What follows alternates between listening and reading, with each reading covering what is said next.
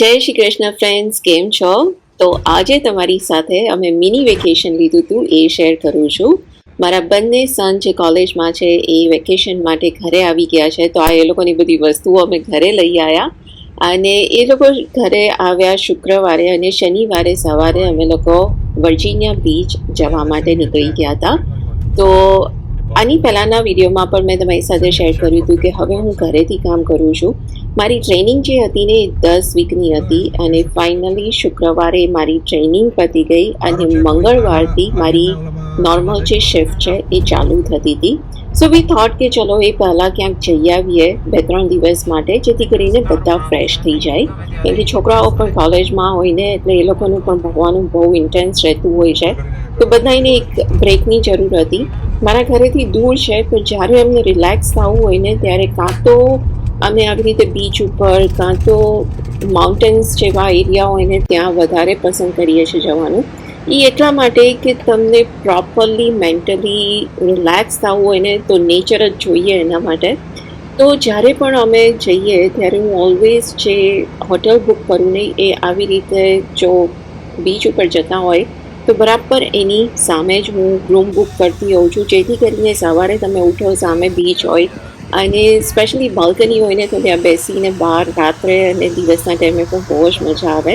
તો શેરેટનમાં અમે લોકો રહ્યા હતા, તમે જુઓ છો એવી રીતે બરાબર બીચની સામે છે.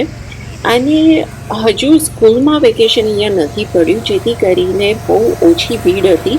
અધરવાઇઝ તમે અહીંયા જૂન જુલાઈમાં આવો ને તો તમને ઊભા રહેવાની જગ્યા ના મળે, એટલું બિઝી હોય છે અહીંયા. અને સરપ્રાઇઝિંગલી એકચ્યુઅલી જ્યારે અમે ગયા ને ત્યારે વેધર થોડું ઠંડુ હતું, એટલે કે સાંજ પડે પ્લસ સવારે વહેલી સવારે જો તમે વોક લેવા નીકળો ને તો લાઇટ જેકેટ કાં તો સ્વેટરની જરૂર પડે એવું વેધર હતું. બંને મારા છોકરાઓ તમે જોયા એવી રીતે, મોટો મારો જે છે સન એનું નામ રાજ છે અને નાનો છે એનું નામ આર્યન છે. આ જે છે એ રાજ છે, આ મારો મોટો સન છે અને એણે બીજું વર્ષ બતાવ્યું કોલેજનું અને આર્યન જે છે એને પહેલું વર્ષ કોલેજનું બતાવ્યું. તો રાજ અમારી સાથે હવે લગભગ 1 વીક જેટલું છે અને પછી પાછો એ કોલેજ ઉપર જવાનો છે, કારણ કે ત્યાં એને ઇન્ટર્નશીપ મળી ગઈ છે. બાજુમાં છે એ મારા હસબન્ડ છે અને આર્યન છે એને પણ ઇન્ટર્નશીપ મળી છે, પણ એને ઘરેથી કરવાનું છે.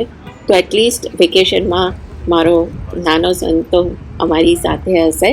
અને સેકન્ડ વેકેશન એકચ્યુઅલી અમે લોકો જુલાઈમાં લેવાનું વિચારીએ છીએ, 1 વીકનું વેકેશન લઈશું.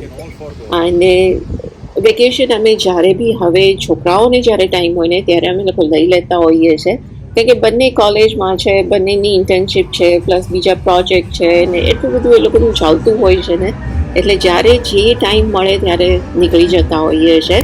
તો આ 3 દિવસ અમે લોકો નીકળી ગયા, બહુ જ મજા આવી, એકદમ રિલેક્સ અમે લોકો થઈ ગયા. અને અમે 4 જણા છે ને બહુ જ ફૂડી છે, જ્યાં બી જઈએ ને ત્યાં બસ સરસ ખાવાનું શોધતા હોઈએ છીએ હવે. તો ત્યાં આવી રીતે ફ્રેશ કાપેલા ફ્રૂટ્સ મસાલો નાખીને આપતા હતા, તો એ ખાધું.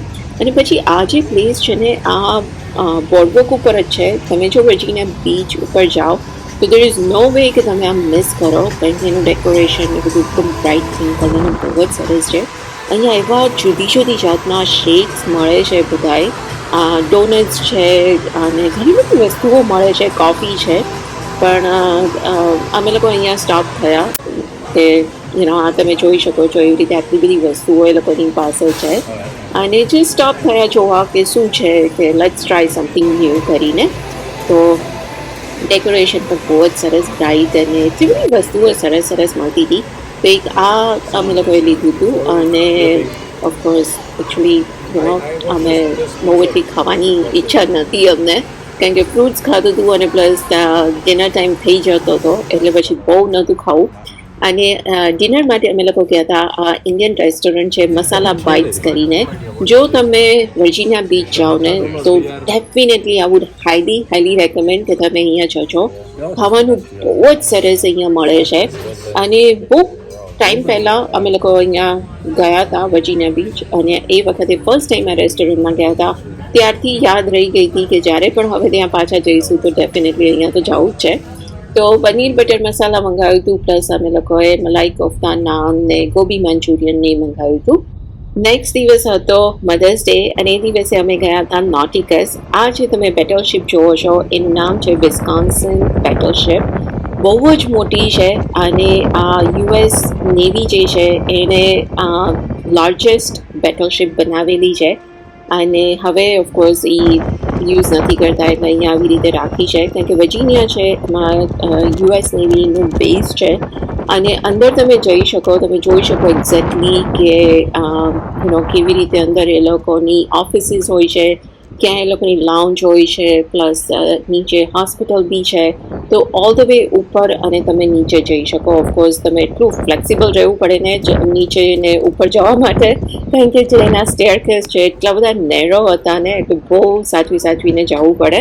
પણ ઇટ્સ રિયલી નાઇસ. આ રિયલ આખી ત્યાં એ લોકોએ આવી રીતે ત્યાં મૂકી છે અને તમે જોઈ શકો એટલી બધી લાંબી ને મોટી છે. આ તો અમને લગભગ 4 કલાક બધું પતાવતા થયા હતા. ઓલ ધ વે ઉપર અમે ગયા હતા અને નીચે પણ ગયા હતા જોવા માટે.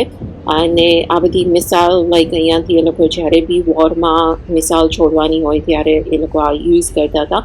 અને બધી હિસ્ટ્રી જે આની છે એ બધી અંદર એ લોકોએ મૂકી છે અને એ લોકો ટોર બી તમને ઓફર કરે જો તમને એવી રીતે ટોર લેવી હોય તો. અધરવાઇઝ તમે તમારી જાતે અંદર જઈને તમે જોઈ શકો. તો આ જે તમે જુઓ છો એટલા નેરો એના વોકવે હતા ને બધાએ.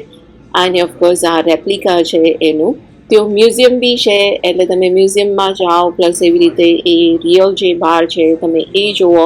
આખો એરિયા જે છે ને બહુ જ સરસ છે, સ્પેશિયલી છોકરાઓ માટે એજ્યુકેશન વાઇઝ લાઈક બહુ જ સરસ અને મજા આવે. એવું નથી કે બસ ઇન્ફોર્મેશન જ ખાલી તમને મળે. આ છે એ આખું રેપ્લિકા છે એ બેટલશીપનું.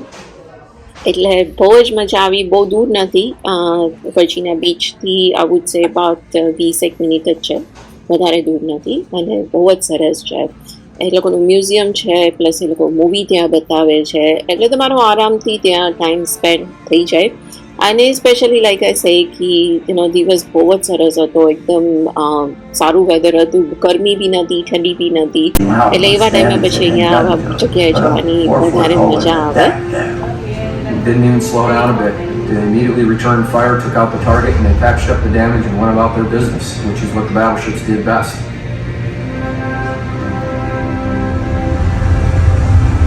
Going to sea is what we do in the Navy. And you work hard, long days when you're out there.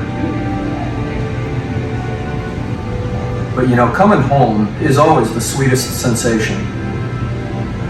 I don't care if you're out at sea for 15 days or 6, 7, 8 months. Seeing your family on the pier will turn even the most macho sailors into mush pots. અને આ જગ્યાએથી cruise પણ જાય છે. તો આ જે તમે શિપ જોવો છો એ ક્રૂઝની છે. એ દિવસે ત્યાં ઘણા માણસો હતા બધાય કારણ કે આ ક્રૂઝ જતું હતું. અને રાત્રે અમે ગયા હતા ઇટાલિયન રેસ્ટોરન્ટમાં. આ પણ ત્યાં બીચ ઉપર જ છે. તો ઓનલી થિંગ ઇઝ કે ત્યાં જવાના તમે હોય તો ટેબલ બુક પહેલેથી કરાવી લેવું પડે છે કારણ કે અધરવાઇઝ 2 થી 3 કલાકનું વેઇટિંગ હોય છે. તો એ દિવસે ઇટાલિયન ખાધું હતું. બીજા દિવસે અમે નીકળી ગયા અને વિલિયમ્સબર્ગ આવ્યા હતા અને ત્યાં આ રેસ્ટોરન્ટ છે એનું નામ છે અમીરાજ. ઓફકોર્સ એ નામથી તો હું બાયસ છું પણ ખાવાનું પણ અગેન એનું બહુ જ સરસ છે.